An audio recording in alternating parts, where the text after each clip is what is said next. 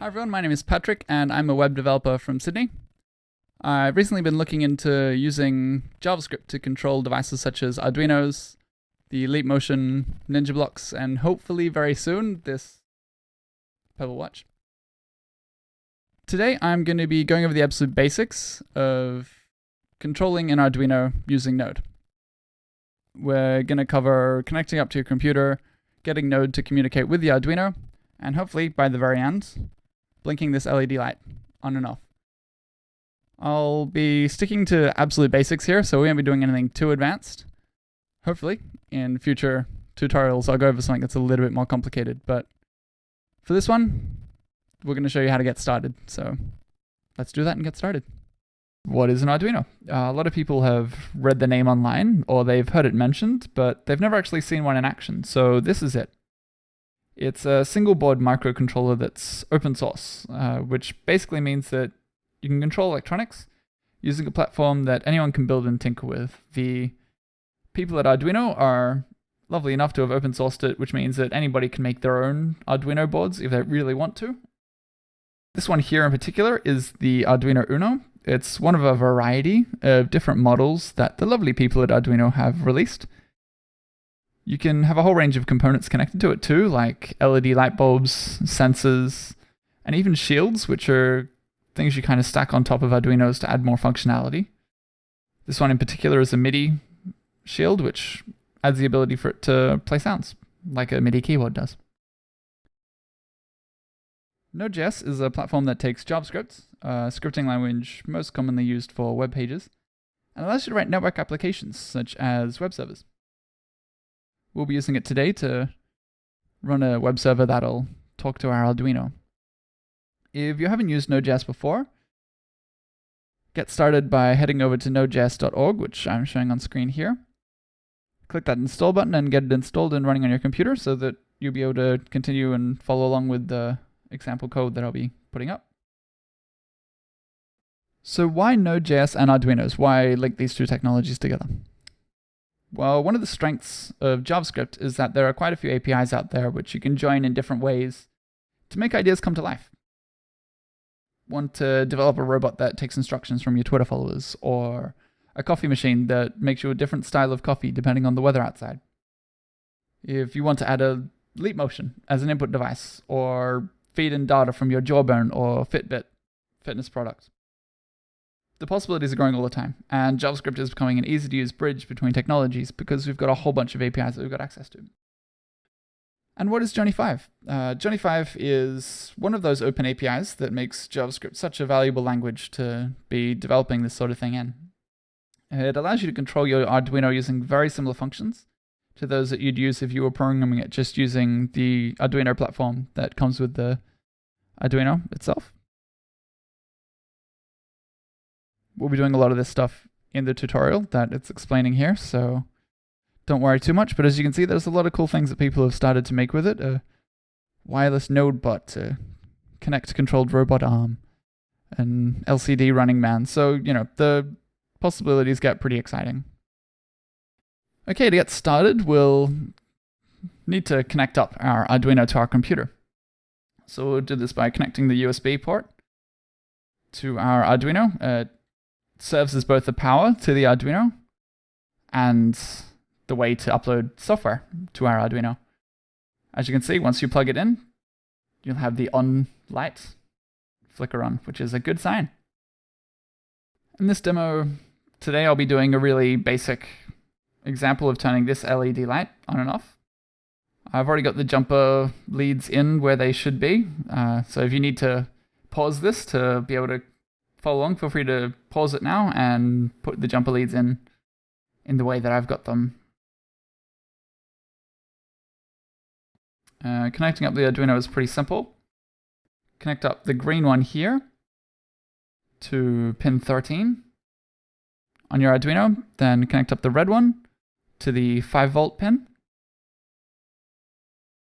And finally, we connect up the black one to the ground pin. Doesn't really matter about colors, you can use whatever color jumper wire you'd like. Now that that's all done, we're ready to go onto the software part of the tutorial of what code we've got to run and where to talk to our Arduino. Our Node application is extremely simple. We've only got two files, an index JavaScript file and a package JSON file. If you're new to Node, the package JSON file is what we use to provide any details about the application and what other Node modules are required for that application.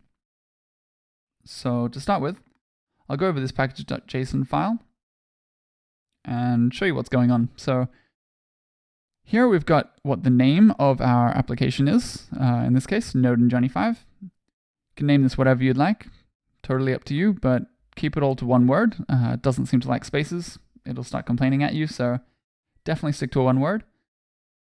We've got a version number. Once again, you can pretty much use any version number you'd like, really, for simple basic test applications. I've called it 0.0.1 because really this application is very, very early stages and isn't going to be doing too much. So I'm keeping it at a very early version.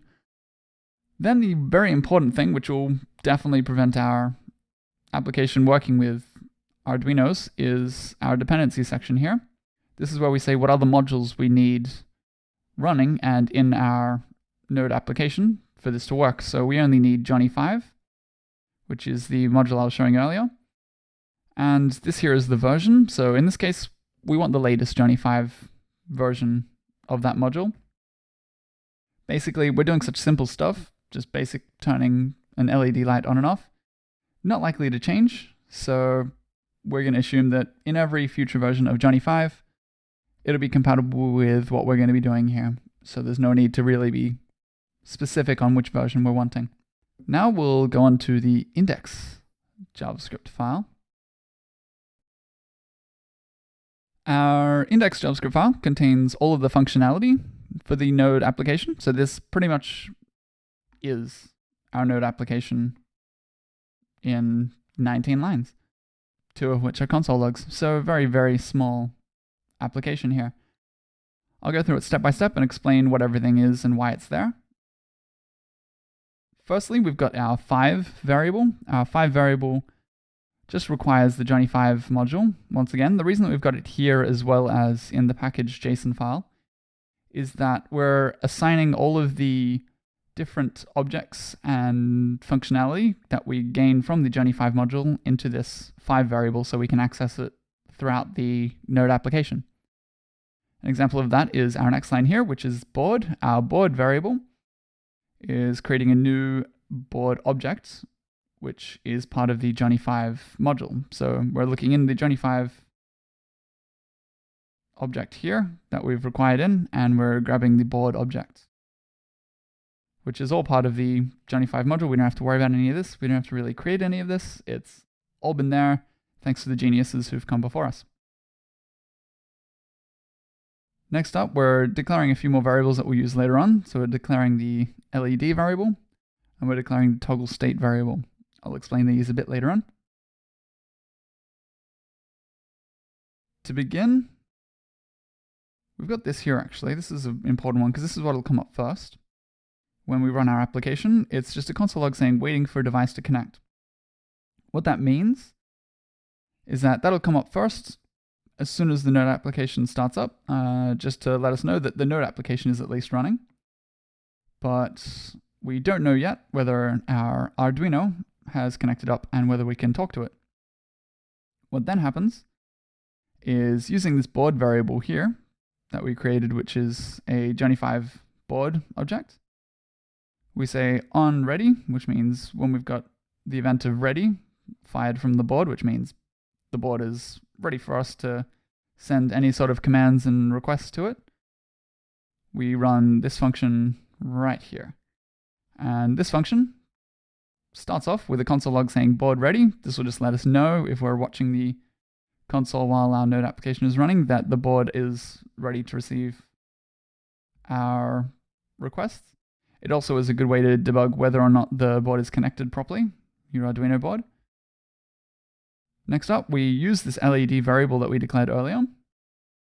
And we create a new LED, once again, part of the Johnny-Five module. We're basically just letting it know that we've got an LED at pin 13, which is where we plugged into earlier.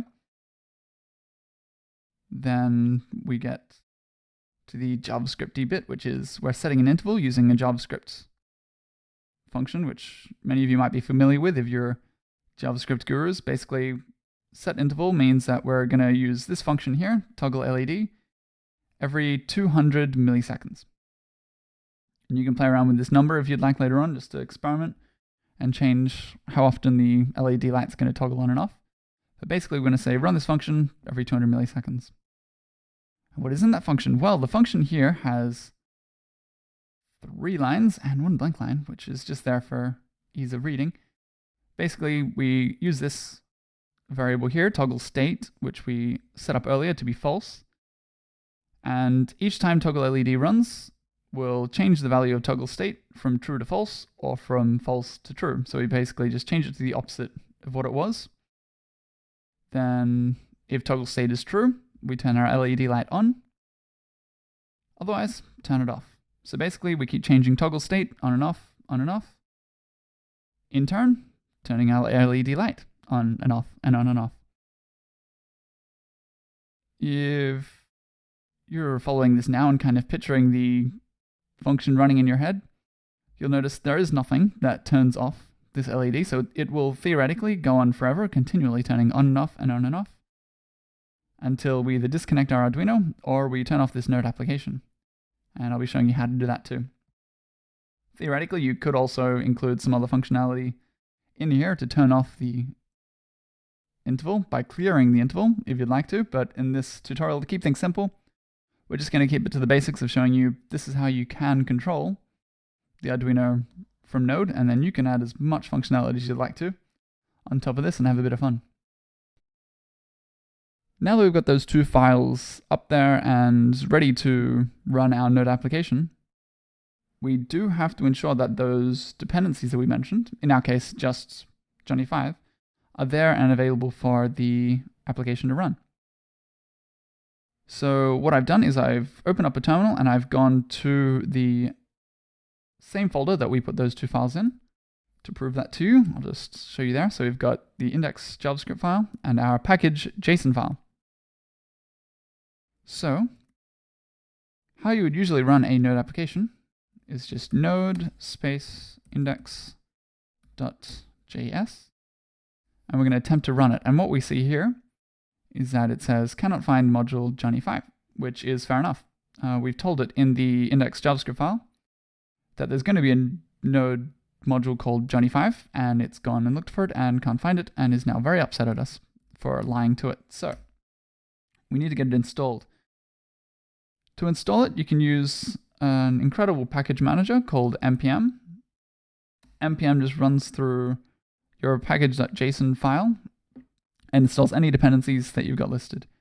If you don't have npm on your machine, just do a quick Google search for npm and install it on your computer. It's quite a simple process, so I won't cover it here. But basically, once you've got npm installed, you type in npm space install, and it'll go through looking through our package JSON file.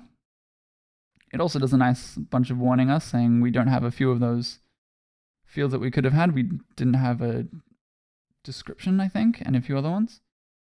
But basically, it's gone through and installed our modules here. So we've got all of the Johnny-Five modules and all this other stuff that it deemed necessary to be able to run our application. So now I'm going to clear this, but before we run our actual application, we're going to need to set up our Arduino so that it's able to receive communication from our Node application. To get this communication working between our Arduino and the computer, we just need to upload a bit of code to our Arduino. Arduino calls these bits of code sketches, which you upload and install onto the Arduino, and then the Arduino knows what it's got to do. In our case, we don't need the Arduino to do too much. Most of our functionality is in Node. All we need to do is install a bit of code to ensure that it understands how to communicate with the computer. First off, before we install it, if you haven't used the Arduino software before, double check that your serial port is pointing to the correct USB port. You might need to do a bit of trial and error with this one if you're not sure which USB port is the correct one. But in my case, it was this TTY USB modem. Do a bit of trial and error to check which will work. If you are having any issues with uploading your code to your Arduino, definitely check that setting right there. I've also got the board set up to be Arduino Uno, set it up to whichever board your one is. Then to upload the sketch, we're going to go to File, Examples, and then you'll have this on yours too if you go to Firmata. We want the standard Firmata sketch here. And this, as it says, is a generic protocol for communicating with microcontrollers from software on a host computer. That is convenient because that's exactly what we want to do. We want to communicate from our Node software to our microcontroller, which is our Arduino. So to upload this to our Arduino, make sure you've got it plugged in to your computer still and click Upload. It'll compile the sketch, it'll upload it onto the Arduino, and then in a few seconds it should be done. There we go. So it's done uploading, which means you've now got the standard Firmata software or standard Firmata sketch on your Arduino, which means we're ready now to move on to the next very exciting bit of running our Node code and communicating with that Arduino. We've got our two files set up, our index JavaScript, which has all the code for our Node application. We've installed all of our dependencies using npm. We've also got our Arduino connected and running the standard Firmata sketch code, which means it's now ready to accept all commands that will come to it from our computer.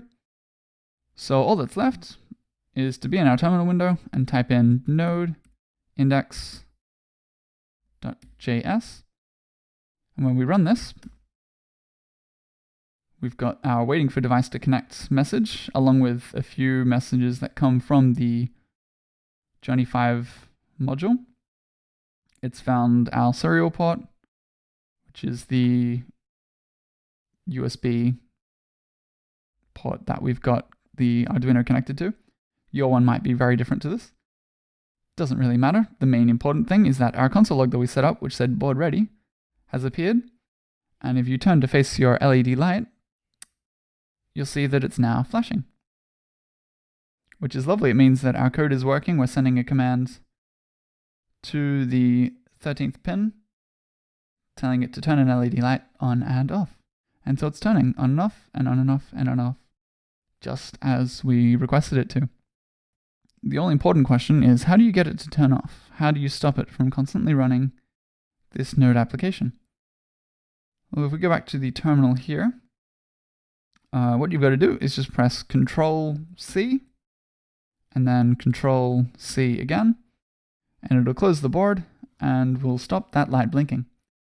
If you've timed it correctly, the light will be off. If you time it slightly differently, the light will stay on, and that's okay, really. It's not a big deal.